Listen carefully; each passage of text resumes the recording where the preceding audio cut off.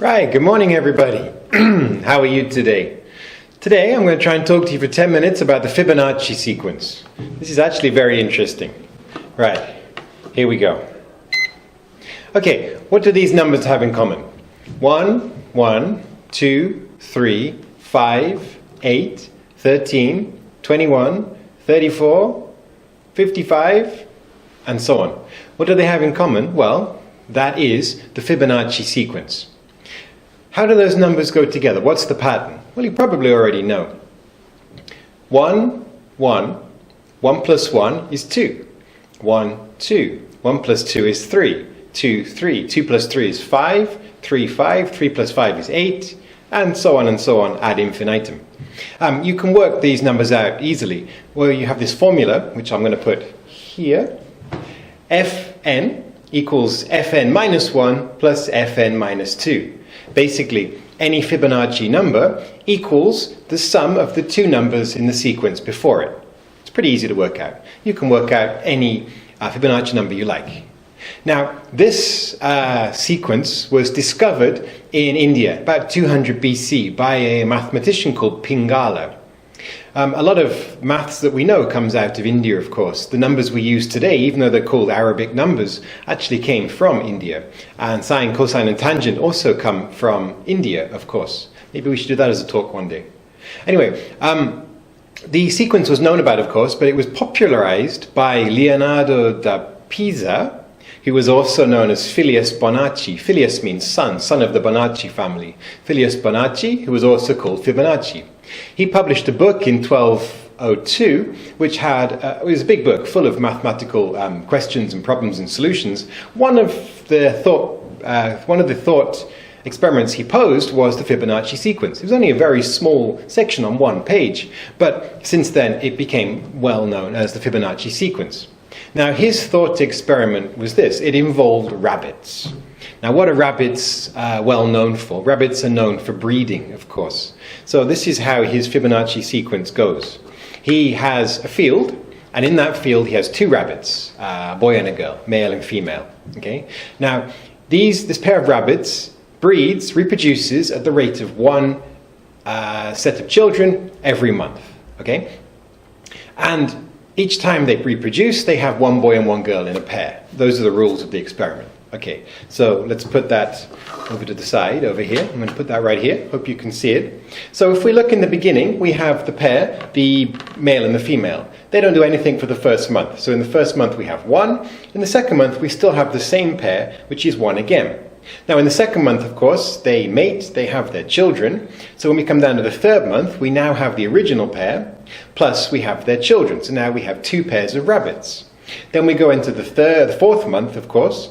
The original pair have another set of children, but their original children are not ready to have children yet, so they stay the same. So now we have three pairs of rabbits. We have the original rabbit's children, and the original rabbit's second set of children.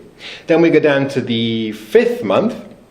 Now here it starts to get a bit confusing. We have the original rabbits again. They have another set of children. We have the original rabbit's children. They have a set of children. We have the original rabbit's second set of children. They have a set of children. So now we have 5 sets of rabbits. And then we come down to the 6th month. Well, I'm not going to explain it. You can see very clearly from looking at this. We now have 8 pairs of rabbits. And if we carry this on down, we have 8, 13, 21, 34. And so on, ad infinitum. Now, of course, this wouldn't actually work. It's a thought experiment. It wouldn't actually work because with rabbits die, of course. So this number would never keep going up. It would reach a point where it would stabilize, obviously. But that's not part of the thought experiment. Okay, so let's try and work out how this is calculated. Okay. If we put all of these numbers into squares and we lay them out like this, you've probably seen this before. You've probably seen it with the spiral line on it as well. It's quite a famous image.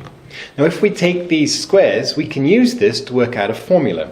What we do is we add the A and the B side. So A is 55 here and the B is 13 plus 21. So we get 55 plus 13 plus 21 divided by the A side, divided by 55, which gives us, you ready? Quick calculation, 1.6180339888 and onwards, which we can shorten to 1.61.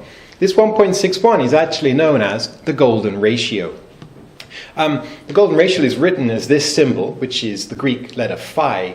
Why phi? Well, it's given the letter phi because it comes from the sculptor, the Greek sculptor, Filius, who made a lot of famous sculptures. One of them, of course, was the statue of Zeus. If you've heard my talk about the 7 wonders of the world, one of them, of course, was the statue of Zeus. And Filius made that. He was a famous sculptor, so he used the golden ratio a lot in his work, so it's been given his name, phi. Okay, now with the golden ratio, you can calculate any Fibonacci number, of course, but we're not going to talk about that. So let's talk about the golden ratio itself. Have you seen it? You have. You just don't know you have, probably. The golden ratio is everywhere around us. Architecture. If we look at some buildings, Notre Dame, the Eiffel Tower, the Taj Mahal. All of these buildings are built with the golden ratio in mind. What about nature?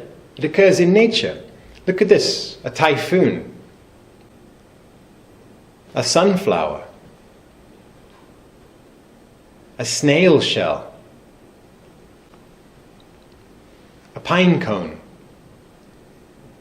And then, of course, what about people? It occurs in our bodies. If you look at a person's body from the ground to the belly, from the belly to the neck, and the neck to the top of the head, it's the golden ratio. If you look at your arm, it's the golden ratio. If you look at your fingers, it's the golden ratio. In fact, because of the golden ratio, you can curl your hand like that. If these fingers weren't proportioned, if the bones weren't proportioned as they are, you couldn't make a fist with your hand. Golden ratio. Faces. Faces tend to follow the golden ratio. People that we think are beautiful, no, probably not. Famous Hollywood stars, models, people that we think are beautiful, their faces actually match the golden ratio almost perfectly. In fact, if you go online, I'll put a link in the description down here, there is a site you can go to which allows you to upload a photograph of your face and it will calculate how closely your face matches the golden ratio. My score was not very high. I won't tell you exactly what I got, but it wasn't very good. Never mind, don't worry about that. Art, of course. Artists famously use the golden ratio. If you want to make a good photograph, you're supposed to follow the golden ratio. Logos. A lot of companies use the golden ratio when they design their logos. Many, many logos in the world are designed specifically with the golden ratio in mind. Why? Because it gives us comfort, because it's something we see all around us, because we associate it with beauty. Now, why does the Fibonacci sequence occur in nature? Well, because it is the best positions. Let's look at the sunflower again. It is the most economical position. It's the best position for all of the petals on the sunflower, for all of the seeds in the center of the sunflower, to get access to sunlight. If it was any other sequence of numbers, they would cover themselves. But because it's 1, 1, 2, 3, 5, 8, 13, there is always enough space between them for them to get sunlight, of course. With anything like that, it's not, obviously it's just evolved that way. So why do we use the golden number in our architecture? Why do we use it in our art? Is it because we knowingly put it there? Or is it because we unconsciously put it there? We see this golden ratio all around us, and we know if something fits the golden ratio perfectly, it puts us at ease, it gives us a sense of calm, and we associate it with beauty. So, of course, it's obvious that we see this all around us. We want to put it into our buildings. We want to put it into our art. We want to put it into our logos. We want people to associate the things we make with beauty. We do it consciously. We do it unconsciously. Next time you have a walk around, look for the golden ratio. Look for the Fibonacci sequence. You'll see it in many places that you don't expect. It's a lot of fun. Okay, thank you for watching. That was quite interesting. I hope you understood that. Don't forget, as always, if you click in the link below here, you can find the transcript for this talk. You can find questions, multiple choice and essay type. You can find answers for them. You can find sample essays down there. Please have a look. Click on the link, try the questions, try the essay questions. You can write, you can improve your English. If you want to practice speaking, you can answer the essay questions out loud. You can use them as speaking topics. If you practice, your English will improve.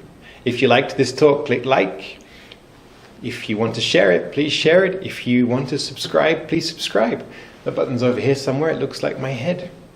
All right, thank you for watching. I'll see you again next week. Goodbye.